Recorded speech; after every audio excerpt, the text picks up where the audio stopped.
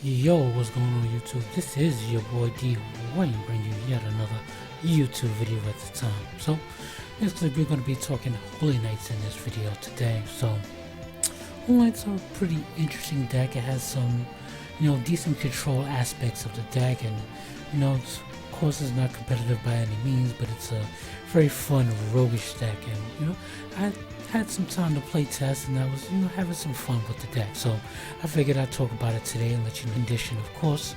So let's read its effect. If level 7 Dragon Light, 2500 attack, 2300 defense. Its effect reads: if this card is normal or special summon from the hand, you can target one card on the field, destroy it. Cannot be destroyed by battle with a dark monster. Also cannot be destroyed by a dark monster's effect. Once returned at the start of the damage step, if this card battles an opponent's monster, you can banish that opponent's monster until the end phase, and this card can make a second attack in a row. So basically this is your deck's primary win condition, as the special summon to pop a card effect is not a hard once returned, so it has to be special summoned from the hand. Of course, it would have been actually so much better if we can also activate this effect when it's special summoned from the graveyard, but fortunately that's not the case. But the deck itself is actually specifically catered to be able to summon this from your hand, so that's why its effect is specifically from the hand. So, alright, so next it's Searu's partner in crime. We have Bahartia, Sky Piercer of Light. This is a level 7 light dragon, 2000 attack, 2400 defense. You can tribute summon this card by tributing one effect monster. During your opponent's turn, during your opponent's main phase, your opponent adds cards from your deck to the hand except for drawing them, and this card is in your hand. You can immediately, after this effect resolves, tribute summon this card. This card is normal or special summon from the hand. You can have your opponent banish cards from the top of the deck face down, equal to the number of cards in their hand, then shuffle their entire hand into the deck, and if they do, add the cards banished by this effect to their hand. You can only use this effect of Sky Piercer of Light once per turn. So this is obviously best used on your opponent's turn, when your opponent's in your main phase searching. Like, give an example with Mermills when they're searching off a Dragoon's effect, as you know, they can search multiple times off a Dragoon's effect, of course, so you can use this to disrupt all of their searching plays and have them draw a fresh hand and, disrupt their plays from there. So that's pretty good, and it can also be, special summoned at any time you have the means to do so, not just on your opponent's turn. So, which is pretty good to disrupt during your turn and through your opponent's turn as well. Alright, so next we have we're getting into the Holy Knights. So we have Holy Knight Rael, 1800 attack, 700 defense, light fairy. When this card is normal summon, you can add one Holy Knight spell trap from your deck to your hand. You can banish this card from your graveyard, then target one Holy Knight monster in your graveyard, except Rael, and special summon it. You can only use each effect of Rael once per turn. So this one is good because it searches all of your spell traps, of course. Bellfire, Blast, Advent, Nevite, and Holy Knight Sky are your targets for the search of this effect. So, being able to search tracks is very important because the other cards also search the monsters out as well. So, they combo well with each other when you're doing your plays to set up. Alright, so and its effect to special summon a Holy Knight from your graveyard is really good as well, because you have some of them that have decent effects while they're on field. Alright, so next card is Holy Knight Seal. When this card is in your hand, you can return one Holy Light monster or one level 7 Light Dragon monster you control to your hand, except Seal, and special summon this card. If you control no monsters, you can banish this card from your graveyard. Special summon one level 7 Light Dragon monster from your hand. You can only use each effect of Seal once per turn. So basically it's a hand effect combos with Rael, as it can send the Rael back to the hand to special summon a Seal, and then you can have Rael ready for your next turn to search another spell trap from your deck to your hand. And its banish effect allows you to special summon your light dragons from the graveyard, which is good if you want to special summon Sky Piercer and disrupt your opponent's hand strategy, or if you want to, special summon your CRU from your graveyard if it gets sits there, and you can, use other effects, which I'll just go over later, that will send cards back to the hand. So, yeah, so that's that. So that has some decent implications there. Now, next we have Holy Knight Flamel. Now, this is a light fairy, 1500 attack, 1000 defense, level 4. The effect reads, when your opponent monster declares an attack, you can send this card from your hand to the graveyard, special summon one level 7 light dragon monster from your hand. So, of course, comboing with CRU, of course, if it's in your hand, you could just send this to the graveyard when you attack, special summon CRU, and if that monster that's attacking can be destroyed, CRU will just pop it outright, defending you in the battle phase. So yeah, so it's graveyard effect, a quick effect. Put a level 7 light dragon from your graveyard, your controlled or your graveyard back to your hand, which is really good. I forgot about that. If you control it, can send it back as well. So another way to get CRU back to the hand so that you can use its effect, or if it's in the graveyard, of course, you can get it back to your hand so you can summon it in your next turn, or during the turn you happen to activate this effect. Alright, so stable, of course, honest, since this is a light focus deck, of course. Any of your, if you happen to deal with bigger monsters, and CRU is only 2500 attack on its own, so you can use honest to get over bigger monsters. Alright, so next we have Holy Knight Astel. This is a light fairy, 500, 2000 defense. Quick effect, you can target one light monster you control, tribute it, and if you do, special summon its one level 7 light dragon monster from your hand. So of course this counts as tributing itself, of course, while it's on the field. So you can banish this card from your graveyard, then target one level 7 dragon monster you control, gains 1000 attack until the end of the opponent's turn. So you can have your CRU gain 1000, which puts it at 35, or you can have Sky Piercer at 2000, putting it up to 3000 until the end of your opponent's turn. So that's pretty good in that regards. So you got staples, of course, hand trap staples for control of the field. And now we have the spell and traps for Holy Knights. First one is Holy Knight's Bellfire. This one is a normal spell. Add one Holy Knight monster or one level 7 light dragon monster from your deck to your hand. Then if your opponent controls a dark monster and you control no monsters, you can special summon one level 7 light dragon monster from your hand. You can only activate one Holy Knight Bellfire per turn. So this card is really decent. That searches your entire archetype of monsters, and if your opponent has a dark monster, you can special summon your CRU or your Sky Piercer from your hand.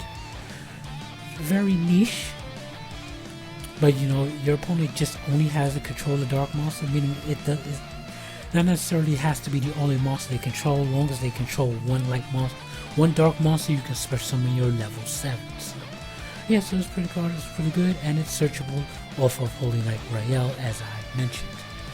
Alright, so staple Foolish Burials to get whatever Holy Knight monster you want to the graveyard to get to the desired effect that you want at the time. So Tomb Twisters are also good for getting your Holy Knights to the graveyard while popping your opponent's back row. So next Holy Knight spell is Holy Knight Nativity. Now this is a continuous spell this time. During your main phase, you can reveal one light fairy monster in your hand, and if you do, add one level 7 light dragon from your deck to your hand. Then place the revealed monster at the bottom of your deck. If your opponent activates a card or effect, you can special summon one light level 7 dragon monster from your hand. You can only use one nativity effect per turn, and only once that turn. So basically this is pretty decent as well. So you can use Bellfire if you don't have Rael in your hand, you can use Bellfire to search Rael. Rael will then, on summoning, can search Nervite, and you can activate Nervite using this effect to shuffle any of your other Holy Knights, or you can actually shuffle the Honest back if you want to. I doubt that though, but mostly you want to shuffle back your Holy Knights to get you a Sky Piercer or a CRU from your deck to your hand. And if your opponent may activate, no, it doesn't matter at that instance. If your opponent activates like a Drolling Lockbird in that instance after you resolve this effect, you can't really do much else after the turn. So you'd have to wait till your opponent activates something on the following turn to be able to activate this. So, oh, and this also works on both players' turns as well. So if you haven't used the search effect during your turn, you can use the other effect to special summon your Light Dragon monster when your opponent activates something. So it has a pretty decent implications on both turns. Alright, so next we have the field spell, which is Holy Night Sky. During your main phase, you can normal summon one Holy Night monster or one level 7 dragon monster. In addition to your normal summon instead, you can only gain this effect once per turn. During your turn, if a face-up level 7 dragon monster, level 7 light dragon monster you control return to the hand, you can draw one card. You can only use this effect once per turn. So with all the ways you can get your level 7 dragons back to the hand, you'll definitely be able to resolve this at any given point throughout the duel. So this card's really decent. Alright, we got staples of course, impermanence, and we have the Holy Night traps now. This one is Holy Night Blast, a normal trap. When your opponent activates a card or effect, return one level 7 light dragon from your you control to the hand, negate that effect, and if you do, destroy that card. You only activate Night Blast per turn. This card is so weird because it's a normal trap. It's not a counter trap that negates. It's so weird. So you can't even chain this to something like a Solemn Strike or anything like that. The Solemn Strike resolves and you can't really do much after that because obviously the spell speeds are completely different. So I don't know why they did that, but they did that. Alright, so last Holy Night trap is Holy Night Advent. So during your main phase, you can activate one of these effects. Target one level 7 light dragon monster you control, return it to the hand, or special summon one level 7 light dragon monster from your hand. You can only use this effect of Holy Night Advent once per turn.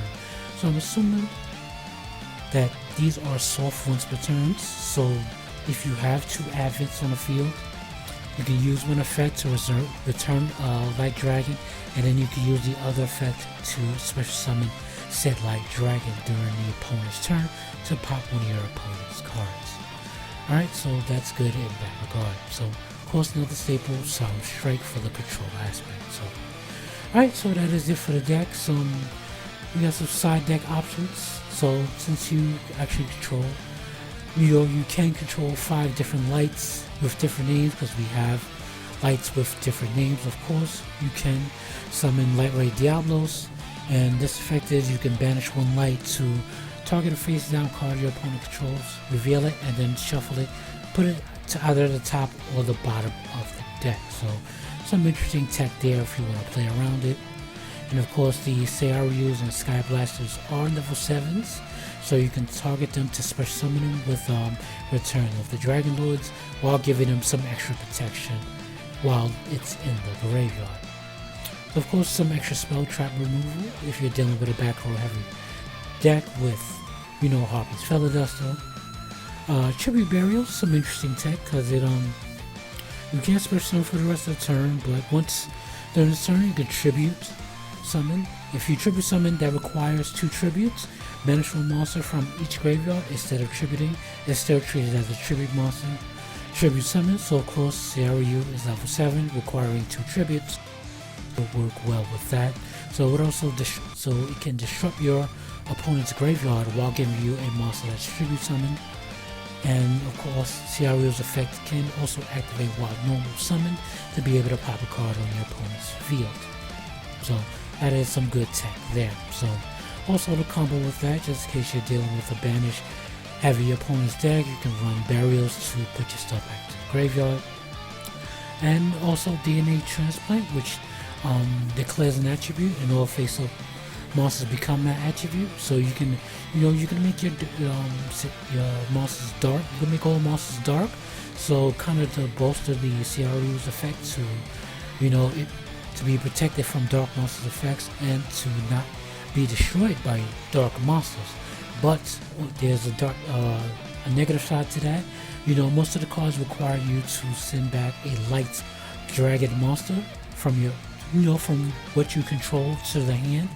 So since it's treated as dark, those effects will not work for this card. So this card will just, be on the field, just being on the field, unable to be destroyed by battle or anything like that until, your opponent gets this off the field doing alternate means. So, yeah, so that's that. So, overall thoughts on the deck, I had a lot of fun, play testing the deck and stuff. It's not a competitive deck by any means. It's definitely a fun roguish deck. You can, play your locals or whatever the case may be. So it was a fun deck overall, and I definitely had a good time with it. So that being said, let me know what you guys think of Holy Knights, of course, and I'll get back to you guys. So, and I will leave that at that.